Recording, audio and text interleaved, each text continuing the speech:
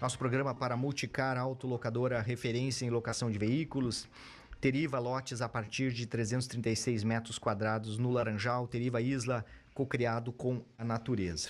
A gente vai conversar agora com Daniel Barreto. Ele é secretário executivo da Sociedade Brasileira de Estudos da Cannabis, também ativista ambiental da cannabis. Daniel, bom dia, muito obrigado por conversar conosco aqui na Rádio Pelotense. Bom dia, Jarbas, bom dia, ouvintes, bom dia a todos aqui da rádio, é um prazer estar aqui com vocês hoje. Daniel, a gente vê essa reportagem publicada hoje na página 8 do A Hora do Sul, né? Pesquisa busca desenvolver cannabis adaptada e pode baratear o medicamento. A Embrapa Clima Temperado é a única unidade gaúcha habilitada, né, para esses estudos de melhoramento genético. É algo a se comemorar? Sim, a gente não está ainda na legislação ideal que a gente gostaria, mas é um caminho. Hoje a gente tem pelo menos as resoluções da Anvisa que dão um norte, dão uma segurança jurídica para quem quer hoje pesquisar, produzir e trabalhar com cannabis. Essa legislação dá uma segurança jurídica para nós. Ainda estamos longe de uma legislação mesmo que atenda a demanda como ela é no Brasil. Né? Pois é, eu ia te perguntar justamente sobre isso, assim, Daniel. Existe um modelo hoje, vocês ainda precisam enfrentar muitos obstáculos, daqui a pouco alguns improvisos para conseguir consolidar esse caminho? Sim, né? A gente, com a proibição na década de 30, né? A gente tem um lapso temporal muito grande que não se pesquisou, o que se pesquisou foi muito pouco, né? Então, o que a gente tem agora mesmo é comemorar, assim, a gente está comemorando a passos pequenos, mas sim, não tem como não falar. E isso vai ajudar o acesso. Hoje, por exemplo, né, eu sou pesquisador na Federal, né, sou aluno de mestrado das Ciências Ambientais, onde eu pesquiso nanocelulose a partir da cannabis. Né? E é muito complicado. Como que eu consegui a matéria-prima de forma legal para trazer para a universidade, se eu não estiver plantando na universidade? Sim. Né? Então, essas resoluções da Anvisa aprovadas agora em 2026, ela tem uma resolução específica para pesquisa que me permite hoje, me dá uma segurança jurídica, eu fazer uma parceria com uma associação ou com uma empresa que já esteja produzindo cannabis no Brasil, para que eles me mandem o material que eu preciso para a minha pesquisa. Né? Então, isso daí está dando um boom nessa questão, né, da cannabis aqui. E a gente vai ali em Jaguarão, atravessa a ponte e tem acesso a produtos, ao óleo essencial. Ao óleo, né? comestíveis. É caro, né, mano? Aquela loja está ali no meio dos shoppings ali, né? Sim, ali é aquele negócio. Comprar no shopping sempre mais caro. Sim. Né? Mas o Uruguai tem uma legislação assim muito interessante, né? Porque o Uruguai, ele não legalizou a cannabis. O Mujica, quando ele fez a legalização, não era para uso medicinal, necessariamente. Era para combater o tráfico de drogas, e foi o que ele combateu. De tirar isso do tráfico e trazer pro governo cuidar, fornecer uma coisa de qualidade e receber por isso. E foi isso que aconteceu no Uruguai. Então, assim, a gente tem ainda muita coisa. A gente tem projetos de leis que estão no Congresso parado, né? A 399, que foi aprovada na Câmara, mas o Senado parou o projeto. Então, a gente tem algumas coisas que estão andando. Então, lógico, essas resoluções da Anvisa não são umas resoluções que a Anvisa acordou e falou assim, vamos fazer. Não, é uma ordem judicial do Superior Tribunal de Justiça, de um processo onde nós, da Sociedade Brasileira de Estudos da Cannabis, somos amigos curi nesse processo, onde uma empresa pediu autorização judicial para cultivar cânhamo no Brasil, uma empresa de cosméticos. E a princípio foi negado, teve os processos e tal, e o ministro do STF chegou. São tantos processos na área judicial que eles falaram, não, Anvisa, resolve ou eu resolvo. Sim. E aí a Anvisa, junto com o MAPA também, o Ministério da Agricultura também já está trabalhando também essa questão da cannabis, né? E um ponto interessante, assim, uma curiosidade histórica, não sei se vocês sabem, mas o primeiro lugar a se plantar cannabis legalmente no Brasil foi em Canguçu, em 1782. 1782. Não sabíamos disso. Foi instalado em Canguçu, ainda Pelotas, naquela época, a Real Feitoria do Linho Cânhamo. É a primeira indústria que Portugal traz para o Brasil, de linho e cânhamo. Vê só. E começou aqui, não deu muito certo aqui, porque o pessoal era mais das charqueadas, tal, não queria ter o trabalho de cultivo todo aqui. Depois foi para São Leopoldo, aí ela foi transferida 4 anos depois para São Leopoldo, mas tudo começou aqui, chegando todo o maquinário, sementes, tudo pelo Porto de Pelotas. Né? Essa história está registrada, tal, em diversos estudos, tal, e livros aqui da região que conta com muito entusiasmo a chegada da Real Feitoria Linho Cânhamo. Que interessante. Aqui na região. Daniel, então, assim, a Embrapa Pelotas está encabeçando a maior pesquisa, uma pesquisa de 10 anos. É muito significativo, né? Porque tá tudo interligado, né? Sim. Citou, Daniel, a questão do Uruguai, né, que avançou nesse debate em razão de criminalidade e de saúde. O Uruguai conseguiu avançar em outros debates também, né, que poderiam gerar polêmica, e já está muito mais avançado nesse sentido. O último foi a eutanásia. Imagino que pela maturidade também da população, né? Óbvio que a gente está tratando do Brasil, um país muito maior, muito mais diverso, enfim, mas esse debate de conseguir tratar esse assunto como saúde ou como combate ao crime, me parece que ele é muito difícil de se fazer, né? Ele acaba muitas vezes se tornando o raso do simples uso de drogas que vai levar para um mau caminho. O problema que a gente vê são os interesses por trás, né? E são de várias áreas, né? A indústria farmacêutica mesmo, por mais que a gente tenha empresas como Prati Dona Dúzia, que já produz o canabidiol dela, a Axé produz o canabidiol dela, mas elas estão desesperadas, porque você pega crianças autistas que usa 5, 6 medicamentos, começa a tomar o óleo, com 6 meses, 1 ano, ela diminui todos os outros medicamentos alopáticos e acaba ficando só com óleo. Porque não dá os efeitos colaterais dos medicamentos, entendeu? Então a indústria farmacêutica também fica preocupada, porque a gente sabe, a indústria farmacêutica, ela te dá paliativa, ela não te vende cura para nada. Porque se ela te vender cura, ela quebra. Então, assim, tem várias pressões de vários lados, várias desinformações, esse preconceito enraizado. A gente ouviu, né? A gente ouviu a vida inteira, maconha mata neurônio. Hoje, os neurocientistas, como Siddhartha Ribeiro e outros neurocientistas no mundo inteiro, comprovam que é totalmente ao contrário. Aquela pesquisa que foi feita com macacos, que matou, que os médicos brasileiros, como o Dória, na década de 30, defendeu que maconha mata, tal. Eles colocaram uma máscara em macacos e despejaram fumaça por 1 hora na cara do macaco. Ele não morreu de overdose de maconha. Ele morreu asfixiado. Ele tinha fumaça só no focinho dele. Ele morreu Só que se construiu toda uma narrativa que vai culminar com a proibição mundial da cannabis, que o Brasil contribuiu muito com isso, porque ele estava lá no encontro nos Estados Unidos defendendo que o fumo de preto, o pito do pango, que era chamado na época, era a mazela dos povos menos favorecidos da época. E o que não era verdade, era só o racismo que sempre imperou.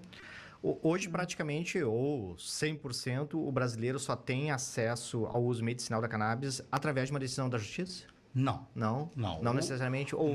Não. Hoje para você ter acesso, você precisa de uma receita médica. Você precisa de um médico que prescreva o seu medicamento. A questão é encontrar quem fornece o medicamento. Hoje, na farmácia, você já tem 19 produtos regularizados pela Anvisa vendendo na farmácia. Chegar aqui em qualquer farmácia e falar assim, quero comprar canabidiol, ele vai te falar que você, ou dependendo da concentração, você vai precisar de uma receita amarela ou uma receita azul de uso controlado para comprar na farmácia, e você consegue comprar na farmácia. E assim, o Sativex, que é um dos medicamentos que tem na farmácia, rico em THC, vende nas farmácias brasileiras desde 2014. Ele tem autorização de venda na farmácia brasileira desde 2014. Custa R$2.000 um vidro. Mas ele é vendido nas farmácias desde 2014. E o médico pode dar a receita que o Cremers não vai caçar a regulação dele. Olha, ele pode dar, eles estão dando receitas, tá? Os médicos dão receitas, tem casos e casos. Por exemplo, vou dar um exemplo nosso da Sociedade Brasileira de Estudos da Cannabis. A doutora Eliane Nunes, psiquiatra, né? Ela está sendo processada pelo Conselho Regional de Medicina e pelo Conselho Regional de Psiquiatria, porque ela é psiquiatra, né? Não por ela simplesmente prescrever, mas porque ela defende que se eu posso ter um pé de boldo no meu quintal e fazer um chá quando eu estou ruim do estômago, porque eu não posso ter meu pé de cannabis e fazer, se ele é um fitoterápico, é uma planta, porque eu não posso ter essa planta em casa e eu preparar o meu medicamento. Então, por causa disso que ela responde, não pelas prescrições. Sim. E a doutora Eliane Nunes é a primeira médica no Brasil a prescrever cannabis para uma criança autista. Né? Então, assim, o que a gente tem é estudos. E esses processos, eles estão hoje já com muito estudo, pesado colocados neles e tal, só que tem todo um processo que está andando ainda. Mas não é porque ele vai prescrever que ele vai. Agora, vamos lá, não é só o médico que pode, o veterinário também pode prescrever hoje no Brasil, o dentista pode prescrever hoje no Brasil, para os casos na área de dentista. Existe 2 conselhos regionais de fisioterapia, que, se eu não me engano, é o de Santa Catarina e o do Rio de Janeiro, que permite que o fisioterapeuta com especialidade em medicina chinesa pode prescrever canabidiol com alto teor de CBD, e o biomédico também. Então, não é só esses. Agora, eu não posso pedir para o meu veterinário prescrever para mim um medicamento. Sim, estão falando de animais. E que aí ele está desvirtuando, e aí ele pode responder por isso. Cada um no seu devido quadradinho ali trabalhando. Mas para tratamentos de animais, a canabidiol também é... Demais. Assim, no Uruguai hoje você tem rações. Você já compra ração com CBD, com cannabis na ração. Né? E medicamento, a gente tem veterinárias aqui na cidade que já fazem uso, né? Prescrevem essa medicação à base de cannabis para os cachorros, para pets em geral, porque ajuda, né? Como eu falei, assim, quer dizer, como eu falei que eu vim conversando com o rapaz do Uber, né? E eu falei para ele, né? A prescrição, né? É um ato do médico. Ele responde por aquilo, mas ele está dentro das atribuições dele, ele pode fazer sem problema nenhum. Né? A SBEC tem cursos de prescrição que ensina o médico a prescrever. Por quê? Qual que é o grande problema? O gargalo é esse. Nenhum médico formado hoje nem na vamos dar o exemplo de Pelotas, nem na Católica, nem na Federal, aprenderam sobre o sistema endocannabinoide. O sistema endocannabinoide ele foi descoberto na década de 90. Não está na grade curricular ainda. Não está na grade curricular. A primeira universidade a colocar, e não foi nem no curso de medicina, foi no curso de farmácia e no curso de odontologia, foi a Federal da Paraíba. Né? Com a professora Keide Lísias, lá na Paraíba, que vai colocar numa grade. Então, assim, o pessoal os médicos estão buscando essas informações. E às vezes eu não te prescrevo, o médico não vai te prescrever, porque ele não conhece, ele vai estar receoso. Eu não sei qual que é a dosagem que eu tenho de passar para você, porque eu não aprendi, eu não estudei isso. Então ele tem de voltar, e muitos deles não querem voltar agora. Ele já tem a carreira estabelecida, vou voltar para a sala de aula para aprender mais isso? Não. A academia está crescendo nesse sentido, de especializações? Está crescendo bastante. Hoje no Brasil já tem algumas especializações, né? Pós-graduação lato sensu em cannabis medicinal, né? Já alguns cursos já aderiram na grade, mesmo que seja como matéria optativa, né? Existem muitos grupos, né? Núcleos dentro de universidades tal, né? que estudam cannabis. Aqui na universidade, até o ano passado, até 2024, tinha dentro da terapia ocupacional, do curso de terapia ocupacional, um grupo de estudos sobre cannabis. Aqui na Pais de crianças autistas são os maiores defensores ou não necessariamente? É aquele... A gente vê reportagens, são os que mais costumam aparecer, né? Com os resultados. Né? É o que vai te chamar a atenção. Isso. Entendeu? Mas, por exemplo, um vídeo que viralizou muito no Brasil e no mundo é o caso do seu Ivo com Alzheimer. Sim. Em Goiânia. Né? Acho que em 2019 viralizou o vídeo dele, do filho, chorando porque fazia 6 meses que o pai não reconhecia ele, fazia 3 semanas que tinha começado com o tratamento e o pai reconheceu ele em 3 semanas. Uhum. A gente tem caso de vídeos de mães de autistas não verbais, suporte 3, que começa a usar óleo, a criança começa a conseguir se comunicar, a prestar atenção para um pai, para uma mãe. Entendeu? Os casos de convulsão, para as crises convulsionais. Né? A cannabis é hoje o medicamento para convulsão, assim, para alguns casos de convulsões. Epilepsia e tal, menos prejudicial. Sem os efeitos adversos de um medicamento para isso. Uhum.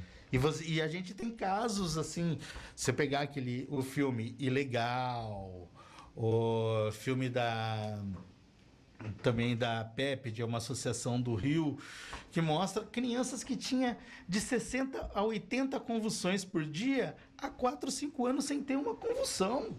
Quanto que isso vale para uma mãe e para um pai? Fez a crítica à indústria farmacêutica ali, mas ela pode ser um auxiliar agora, no momento em que... para potencializar a pesquisa e daqui a pouco ser do interesse dela de fato vender esses remédios? Olha, porque um remédio hoje, citou o exemplo, 2.000, né? É caríssimo, ele é não, muito pouco. Você vai ter os pais atípicos sempre reclamam do custo que é. Você vai ter de R$200 a R$2.000, R$2.500, depende, né? Porque hoje a gente tem no Brasil 3 formas de você adquirir a medicação à base de cannabis no Brasil. Esses da farmácia, que eu já falei, você pode se associar a uma associação canábica e ela encaminhar o seu medicamento para você, o custo vai reduzir. Sim, porque é feito não é um industrializado. Não é um industrializado, então você consegue via associativo ou você vai conseguir da forma ilegal, que é esse que vai buscar no Uruguai, tal. São as formas de você conseguir. você vai ter acesso ao medicamento. Aqui em Pelotas nós temos uma associação canábica, né? Isso, a Santa Reserva, a gente está nos finalmente da regulamentação dela, né? A Santa Reserva é uma associação, a gente já vem conversando e trabalhando desde 2019, né? Em 2019, 2020, a gente chegou a fazer algumas audiências públicas aqui na Câmara, tal. Ano passado também, né? Eu ajudo a organizar aqui na cidade a Marcha da Maconha de Pelotas, tal. E sempre quando aqui em Pelotas tem o que a gente chama a gente deu carinhosamente o nome do Junho Verde, porque a gente não faz só a marcha, a gente faz algumas ações, a gente faz um cineclube temático sobre filmes sobre cannabis, leva as discussões e tal, e sempre tem uma audiência pública que a gente procura fazer para poder desmistificar, né, esse estigma que tem em cima de uma planta. Como é que a Santa Reserva funciona? Bom, hoje a Santa Reserva, como eu falei, a gente está no processo de regularização. O Flávio e a Cláudia, o Flávio, que é o presidente da Santa Reserva, ele tem hoje uma autorização judicial para produzir o óleo para os filhos deles. Né? Eles têm 3 crianças autistas, então eles têm autorização judicial para isso e eles produzem. A intenção de formalizar a associação é porque, assim, tantos amigos, vizinhos, vê os resultados, porque os resultados são claros.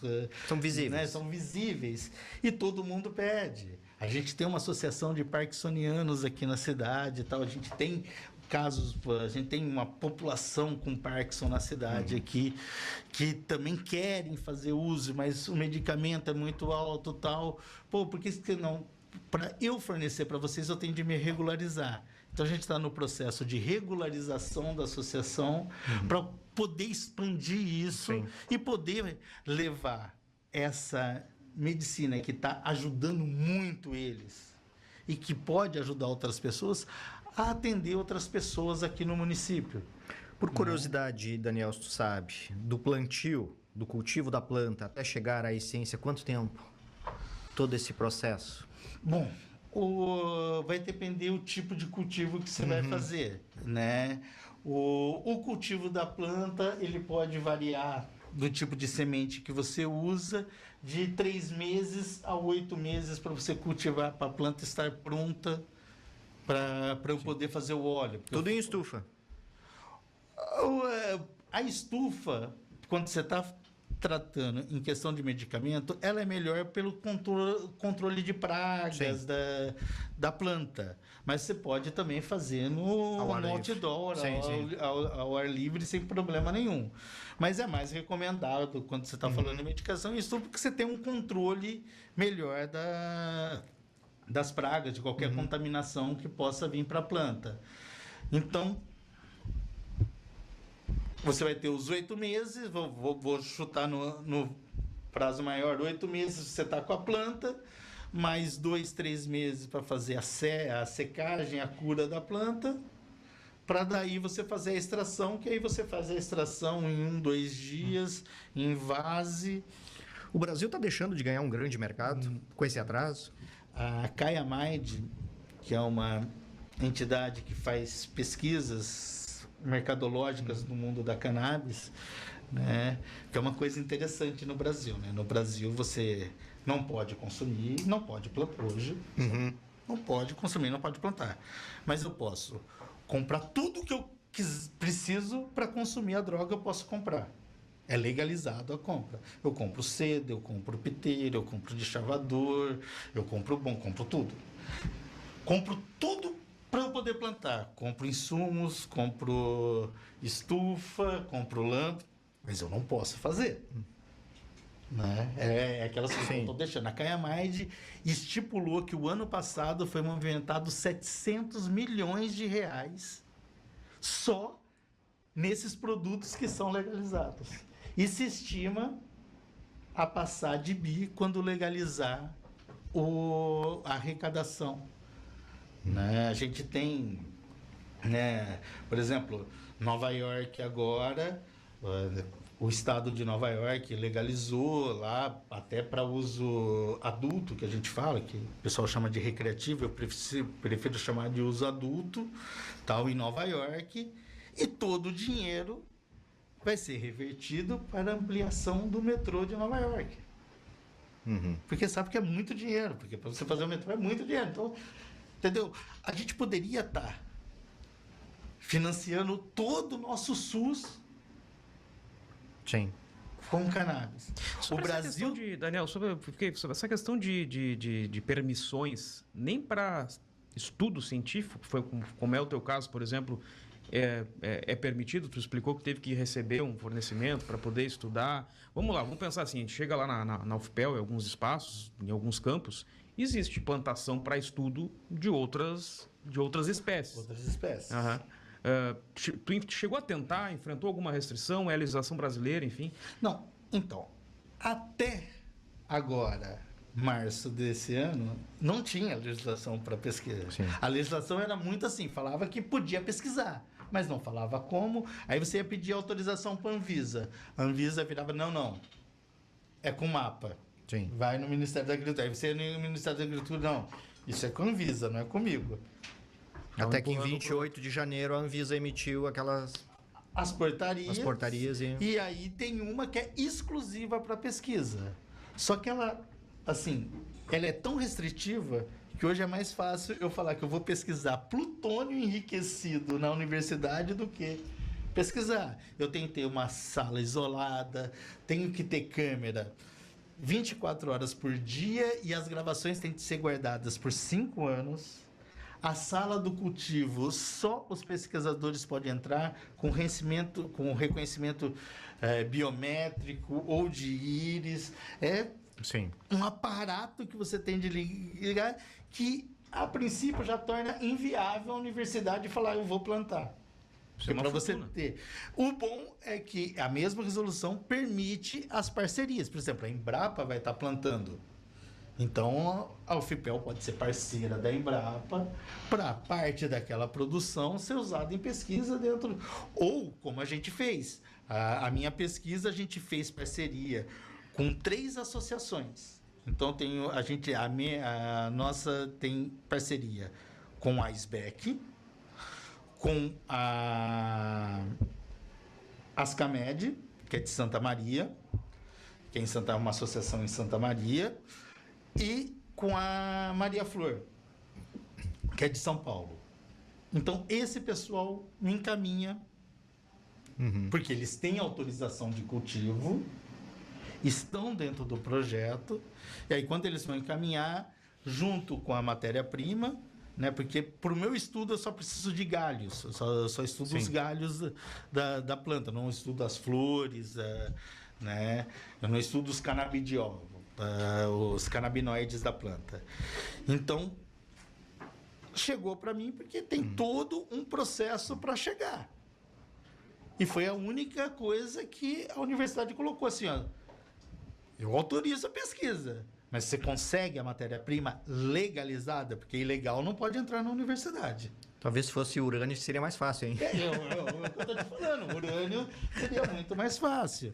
Mas se você pegar na história, o professor Rafael Michulan, lá da Universidade de Jerusalém, quando ele começou na década de 70 os estudos dele, ele foi falar com um amigo dele, delegado, que ele precisava. O delegado lá em Israel virou para ele e falou assim, olha, Rafael, tem esses 2 quilos de haxixe aqui, ó. Você leva, mas saiu da delegacia, se a polícia te parar, Sim. não é responsabilidade minha. Sim. E ele conta, né? O Rafael Michulan contava muito essa história, que no ônibus todo mundo sentia o cheiro do negócio e ficava olhando para ele. O que é esse rapaz, esse negócio e tal? E foi os estudos. E por incrível que pareça, em correspondência na época, com o professor Carlini, aqui da Universidade Federal de São Paulo, Rafael Michulan mandou amostras de haxixe, onde o Carlini fez a primeira pesquisa para insônia com pacientes com cannabis, e isso ainda na década de 70. Sim.